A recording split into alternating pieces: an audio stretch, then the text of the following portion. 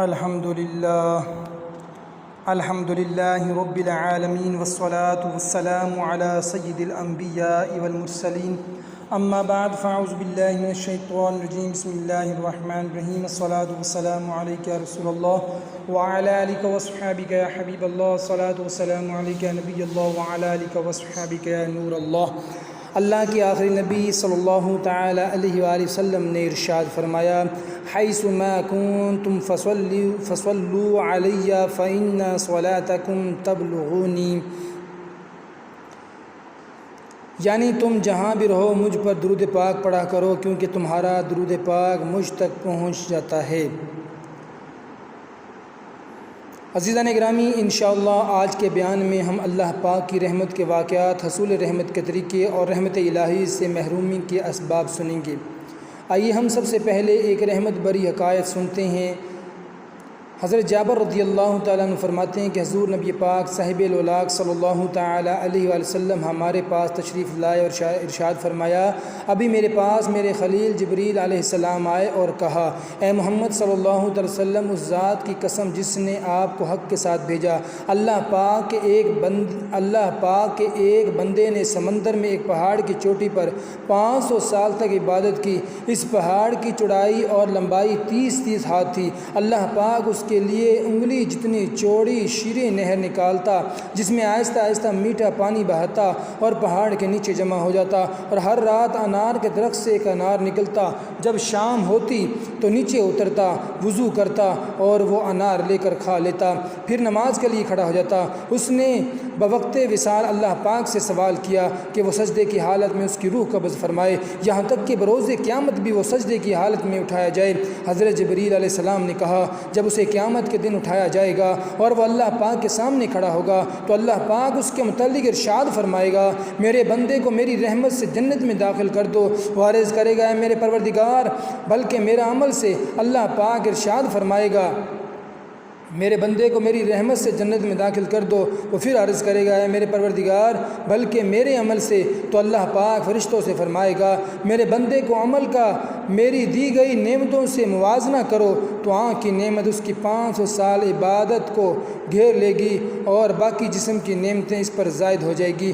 اللہ پاک ارشاد فرمائے گا، میرے بندے کو جہنم میں داخل کر دو۔ تو اسے جہنم کی طرف کھینچا جائے گا۔ وہ پکارے گا، اے میرے پروردگار، مجھے اپنی رحمت سے جنت میں داخل فرما دے۔ تو اللہ پاک ارشاد فرمائے گا، اسے واپس لے آؤ۔ اسے اللہ پاک کی بارگاہ میں کھڑا کیا جائے گا۔ پھر اللہ پاک اس سے اپنی ان نعمتوں کے بارے میں دریافت فرمائے گا جو اسے بیچ سمندر میں بلند پہاڑی پر عطا کی گئی تھی۔ تو وہ عرض کرے گا، اے میرے پروردگار، یہ سب کچھ کرنے والا تو ہے۔ اللہ پاک ارشاد فرمائے گا، یہ سب میری رحمت سے ہی تو ہے اور میں اپنی رحمت سے ہی تجھے جنت میں داخل کرتا ہوں۔ پھر اسے اللہ پاک داخل جنت فرمائے گا۔ حضرت جبریل علیہ السلام نے عرض کی، اے محمد صلی اللہ علیہ وسلم، بے شک تمام اشیاء اللہ کی رحمت سے ہی ہے۔ عزیزان گرامی، دیکھا آپ نے کہ 500 سال کے طویل عرصے تک مسلسل عبادت کرنے والے نیک شخص کے ساتھ بھی جب اللہ پاک عدل فرمانے پر آیا تو وہ شخص بھی جہنم کا حقدار قرار پایا اور بالآخر اللہ پاک کی رحمت کے صدقے ہی اس کا کام بن پایا۔ اس واقعے سے ہمیں یہ سبق ملتا ہے کہ کوئی شخص کتنا ہی عابد و زاہد یعنی عبادت گزار ہی کیوں نہ ہو، اس کو اپنے اعمال پر بھروسہ کرنے کے بجائے اللہ پاک کی رحمت پر نظر رکھنی چاہیے۔ اسی میں اس کی کامیابی کی ضمانت ہے۔ یقیناً اللہ پاک کی رحمت بہت وسیع ہے، وہ کسی کو مایوس نہیں لٹاتا بلکہ بڑے سے بڑے گناہ گار کی ڈھیروں خطائیں بھی معاف فرما دیتا ہے۔ پارہ 25 سورہ شورى کے آیت نمبر 25 میں ارشاد ہوتا ہے، وَهُوَ الَّذِي يَقْبَلُ التَّوْبَةَ عَنْ عِبَادِهِ وَيَعْفُو عَنِ السَّيِّئَاتِ وَيَعْلَمُ مَا تَفْعَلُونَ، اور وہی ہے جو اپنے بندوں سے توبہ قبول فرماتا ہے اور گناہوں سے درگزر فرماتا ہے اور جانتا ہے جو تم کچھ کرتے ہو۔ عزیزان گرامی، یقیناً اللہ پاک کی رحمت بے حد و بے حساب ہے۔ اس کے گناہ گار بندے دن رات اس کی نافرمانیاں کرتے رہیں، اس کے حقوق کی پامالی سے بھی دریغ نہ کریں، مگر پھر بھی وہ کریم رب ہمیں مسلسل مہلت دیتا رہے، اور اگر ہم سچی توبہ کر لیں تو ہماری ساری خطاؤں کو معاف فرما کر رحمتوں کی مزید بارش برساتے ہوئے ان گناہوں کو بھی نیکیوں سے بدل دیتا ہے۔ ہمیں بھی گناہوں سے بچتے ہوئے نیکیوں میں زندگی بسر کرنی چاہیے۔ اگر بتقاضۂ بشریت کوئی گناہ سرزد ہو جائے تو توبہ میں بھی تخیر بھی نہیں کرنی چاہیے، اور اس سے حسن ظن رکھتے ہوئے عفو درگزر کی امید رکھنی چاہیے۔ جیسا کہ ایک اعرابی نے بارگاہ رسالت میں عرض کی، یا رسول اللہ صلی اللہ علیہ وسلم، مخلوق کا حساب کون لے گا؟ ارشاد فرمایا، اللہ تبارک و تعالی۔ اس نے عرض کی، کیا وہ خود لے گا؟ آپ صلی اللہ علیہ وسلم نے ارشاد فرمایا، ہاں۔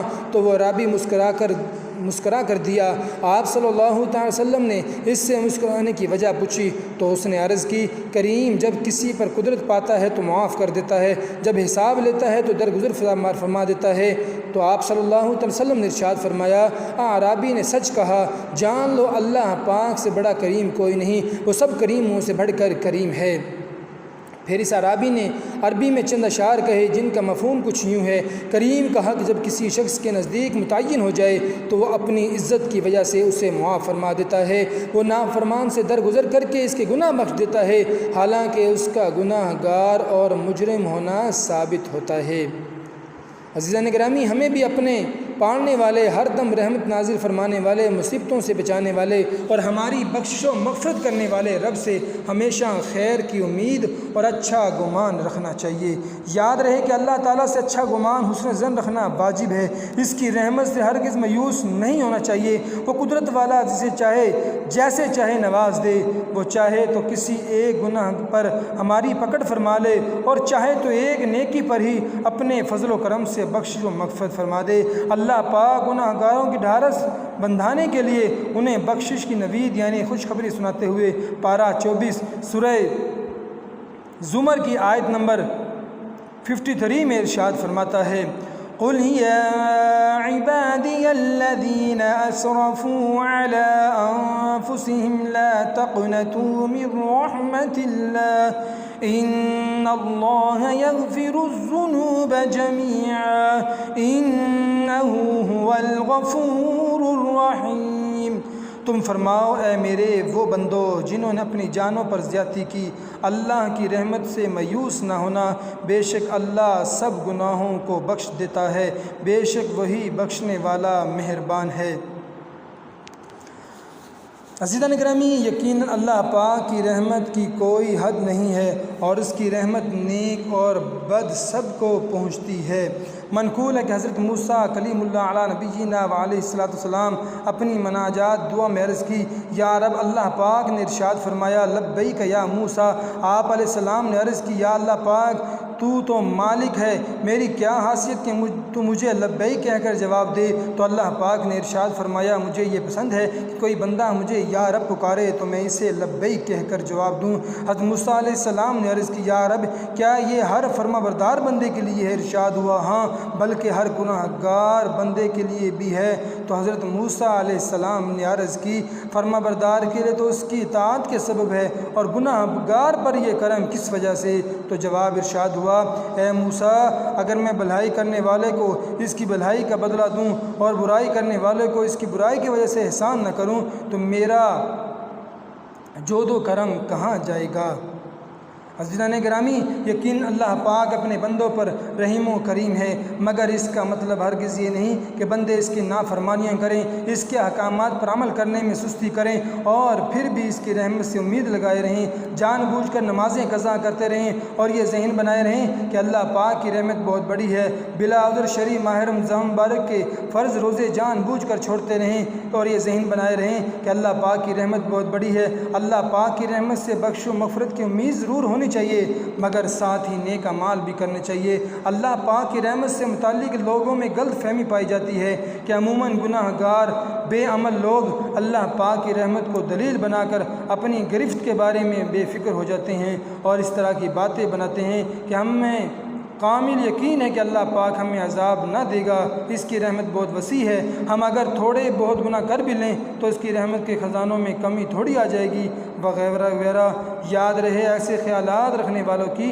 حدیث پاک میں مذمت کی گئی ہے۔ نبی کریم صلی اللہ تعالی وسلم نے ارشاد فرمایا، عقل مند وہ ہے جو اپنے نفس کو اپنے تابع دار بنا لے اور موت کے بعد کے لیے عمل کرے، اور عاجز وہ شخص ہے جو اپنی خواہشات پر چلتا ہو اور اللہ تعالیٰ کی رحمت کی امید بھی کرتا ہو۔ حضرت یحییٰ بن معاذ رازی رحمۃ اللہ علیہ ارشاد فرماتے ہیں، کوئی حماقت اس سے بڑھ کر نہ ہوگی کہ انسان دوزخ کا بیج بوئے اور جنت کی فصل کاٹے کی امید رکھے، کام گناہ گاروں والے اور مقام نیکیوں والا تلاش کرے۔ عزیزان گرامی، گناہوں کے باوجود رحمت الہی سے بخشش کی امید رکھنے کا ایک نقصان یہ ہوتا ہے کہ انسان گناہوں پر دلیر ہو جاتا ہے اور گناہ کے بعد شیطان کی جانب سے اس طرح کی میٹھی میٹھی باتیں قبول کرنے کی عادت پچھلے گناہوں پر ندامت کے بجائے آئندہ گناہ کرنے کی جرت پیدا ہو جاتی ہے۔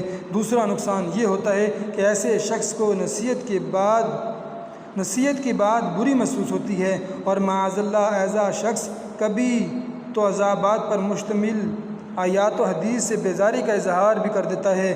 یاد رہے کہ اللہ تعالیٰ کی رحمت کا یقین رکھنا واجب ہے، لیکن رحمت کو دلیل بنا کر گناہوں میں مشغول رہنا برا کام ہے۔ عزیزان گرامی، اس خوش فہمی سے نکلنے کے لیے یوں غور و فکر کیجئے کہ اگر معاملہ ہمیشہ ایسا ہی ہوتا ہے کہ ہر گناہ گار کو رحمت الہی سے بخش دیا جاتا ہے تو پھر ہزارہا مسلمان قبر کے عذابوں میں کیوں گرفتار ہوتے ہیں یا ہوں گے۔ اس کے علاوہ یہ بھی ذہن نشین رکھیے کہ انبیاء کرام علیہ السلام، صحابہ کرام علیہ رضوان اور اولیاء اعظام رحمہ اللہ سے زیادہ کس کو اللہ پاک کی رحمت کا یقین نہیں ہو سکتا۔ اس کے باوجود بھی یہ نیک ہستیاں عبادات، تلاوت اور نیک اعمال کی کثرت میں ہرگز سستی نہیں کرتے۔ ہمارے پیارے آقا صلی اللہ تعالی علیہ وسلم نے بڑھ کر کون بارگاہ الہی میں مقبول ہوگا، مگر پھر بھی سرکار مدینہ صلی اللہ تعالی علیہ وآلہ وسلم ساری رات عبادت میں مشغول رہا کرتے تھے۔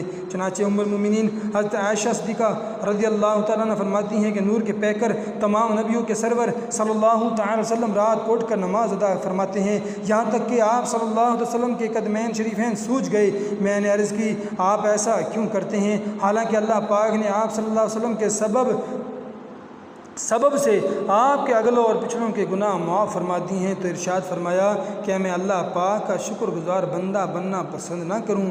عزیزان گرامی، یہ بات واضح ہو گئی کہ ہمیں نیک اعمال کرنے کے ساتھ ساتھ گناہوں سے بچتے ہوئے اللہ پاک کی رحمت سے بخشش کی امید بھی رکھنی چاہیے اور اس کی خفیہ تدبیر سے بھی ہر وقت ڈرتے رہنا چاہیے۔ آئیے ہم چند ایسے نیک اعمال کے بارے میں سنتے ہیں جن کی برکت سے بندہ اللہ پاک کی رحمت کا حقدار بن جاتا ہے۔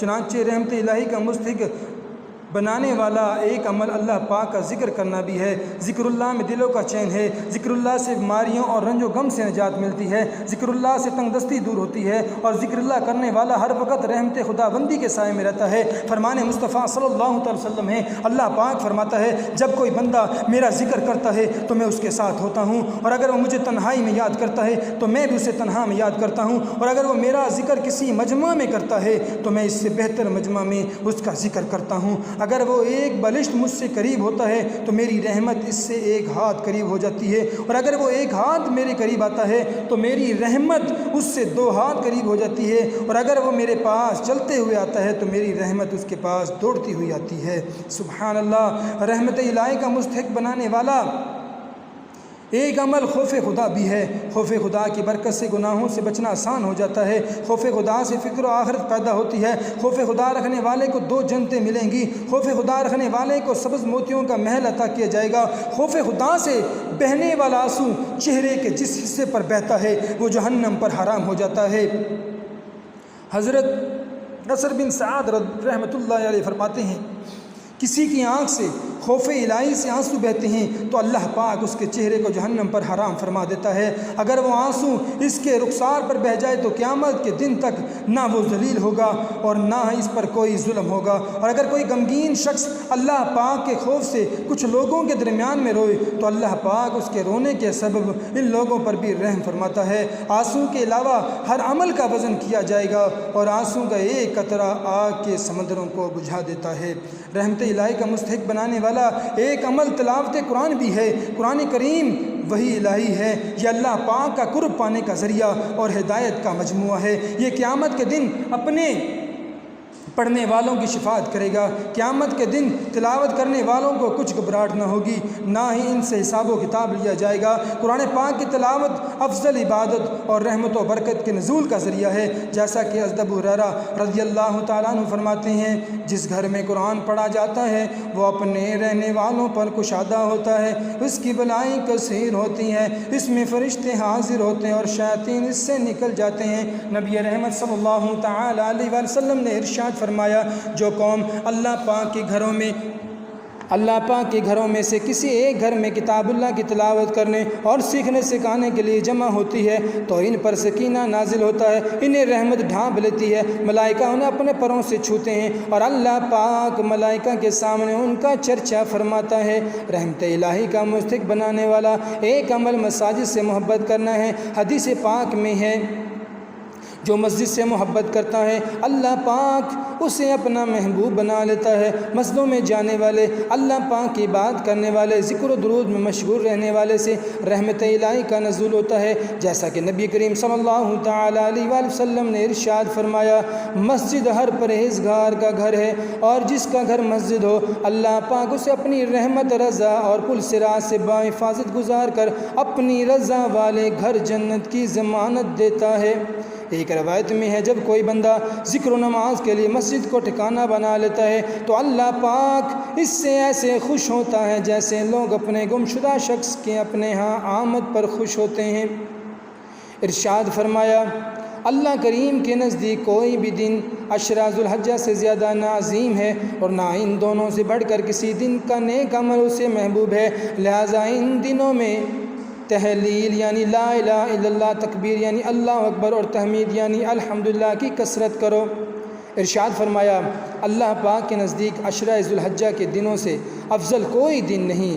ارشاد فرمایا، جن دنوں میں اللہ پاک کی عبادت کی جاتی ہے ان میں سے کوئی دن ذو الحجہ کے 10 دنوں سے زیادہ پسندیدہ نہیں۔ ان میں سے 10 ذو الحجہ کے علاوہ ہر دن کا روزہ 1 سال کے روزوں اور 10 ذو الحجہ سمیت ہر رات کا قیام لیلۃ القدر کے قیام کے برابر ہے۔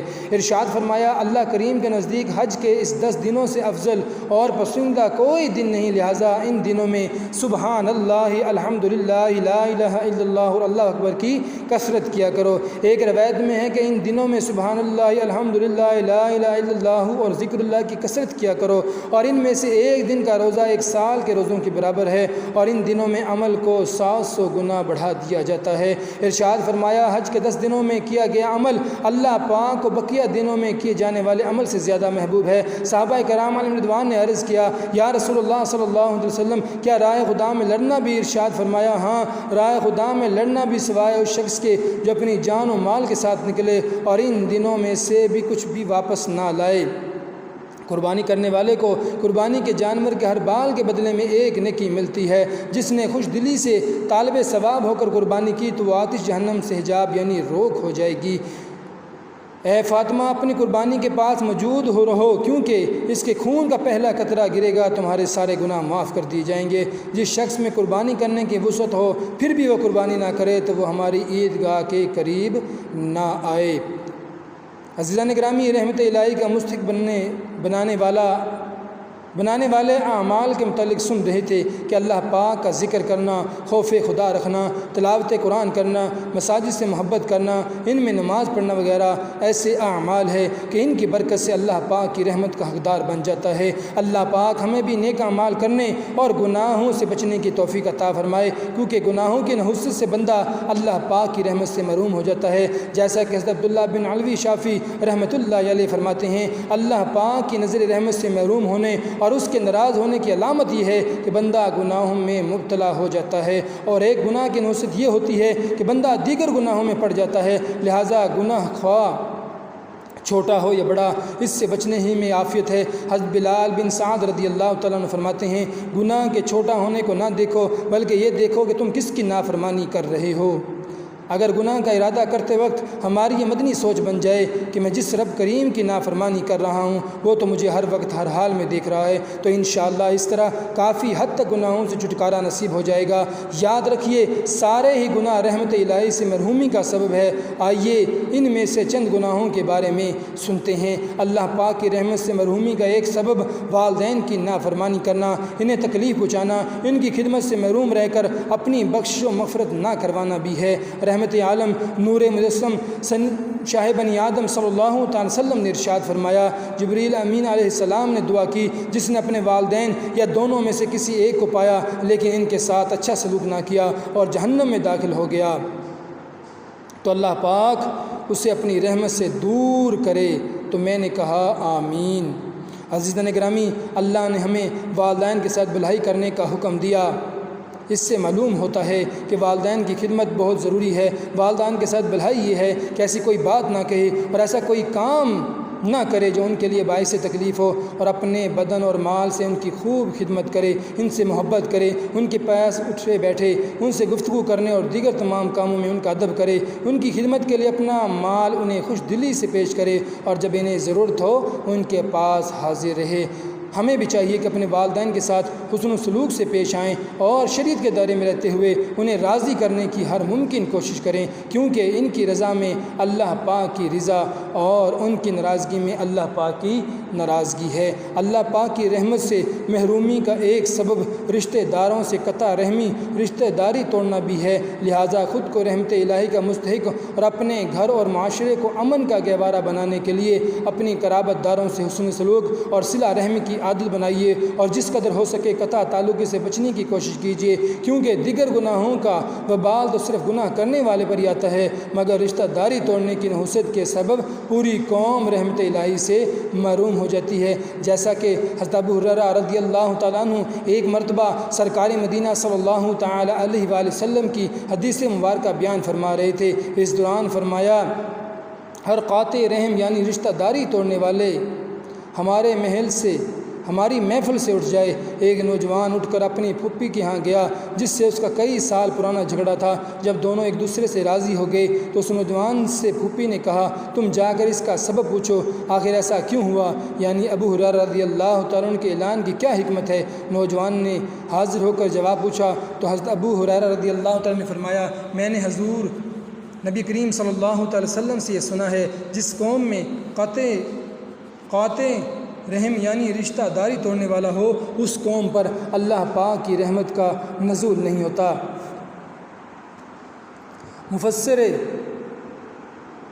مشہور مفسر قرآن حکیم الامت مفتی احمد یار خان نعیمی رحمۃ اللہ علیہ فرماتے ہیں، جس قوم میں ایک شخص اپنے عزیزوں کی حق تلفی کرتا ہو اور دوسرے لوگ اسی گناہ پر مدد کرتے ہوں یا باوجود قدرت اسے اس ظلم سے نہ روکتے ہوں، تو وہ سب لوگ رحمت سے محروم ہیں۔ لہٰذا ہمیں چاہیے کہ اپنے رشتہ داروں کے ساتھ حسن و سلوک اور صلہ رحمی سے پیش آئیں، اور جو روٹھے ہیں ان کو منا لیں اور آئندہ کسی سے بھی قطع رحمی نہ کریں۔ عزیزان گرامی، صلہ رحمی کا جذبہ پانے، قطع تعلق سے بچنے، نماز کی پابندی اور دیگر نیک کاموں پر استقامت حاصل کرنے کی ہمیں بہت زیادہ ضرورت ہے۔ ہمیں زیادہ سے زیادہ حدیث کی کتابوں کا زیادہ سے زیادہ مطالعہ کرنا چاہیے اور علماء کرام کی صحبت میں بیٹھنا چاہیے، جس سے ہمیں اچھی باتیں سیکھنے کو ملے۔ عزیزان گرامی، تکبر کے سبب تہمت، قمیض اور امامے کا کپڑا گھسیٹنا بھی رحمت الہی سے محرومی کا ایک سبب ہے۔ چنانچہ رسول اللہ صلی اللہ علیہ وسلم کا فرمان عبرت نشان ہے، اس بال لٹکانا تہمت، قمیض اور امامہ میں بھی ہوتا ہے، جو تکبر کی وجہ سے ان میں سے کوئی چیز گھسیٹے گا، اللہ پاک بروز قیامت اس پر نظر رحمت نہیں فرمائے گا۔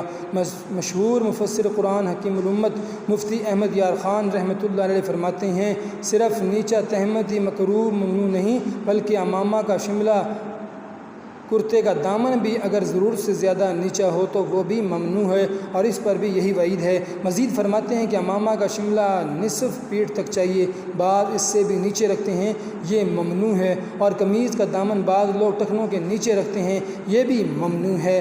اعلیٰ حضرت امام اہل سنت امام احمد رضا خان علیہ رحمۃ اللہ علیہ فرماتے ہیں کہ ازار یعنی تہمت کا گٹوں ٹخنوں سے نیچے رکھنا اگر برائے تکبر ہو تو حرام ہے، اور اس صورت میں نماز مکروہ تحریمی، ورنہ صرف مکروہ تنزیہ، اور نماز میں بھی اس کی غایت انتہا خلاف اولیٰ ہے۔ صحیح بخاری شریف میں ہے، صدیق اکبر رضی اللہ تعالیٰ عنہ نے عرض کی، یا رسول اللہ صلی اللہ علیہ وسلم، میرا تہمت لڑک جاتا ہے جب تک میں اس کا خاص خیال نہ رکھوں۔ فرمایا، تم ان میں نہیں ہو جو برائے تکبر ایسا کریں۔ عزیزان گرامی، آئیے مصافحہ و معانقہ کے بارے میں چند باتیں سنتے ہیں۔ پہلے دو فرامین مصطفیٰ ملاحظہ کیجئے۔ نمبر 1، ایک دوسرے کے ساتھ مصافحہ کرو، اس سے کینہ جاتا رہتا ہے، اور ہدیہ بھیجو، آپس میں محبت ہوگی اور دشمنی جاتی رہے گی۔ نمبر 2، جب جو دوست آپس میں ملتے ہیں اور مصافحہ کرتے ہیں اور نبی کریم صلی اللہ تعالیٰ علیہ وآلہ وسلم میں درود پاک پڑھتے ہیں تو ان دونوں کے جدا ہونے سے پہلے دونوں کے اگلے پچھلے گناہ بخش دیے جاتے ہیں۔ دونوں ہاتھوں سے مصافحہ کریں، جتنی بار ملاقات ہو ہر بار مصافحہ کرنا مستحب ہے، رخصت ہوتے وقت بھی مصافحہ کریں۔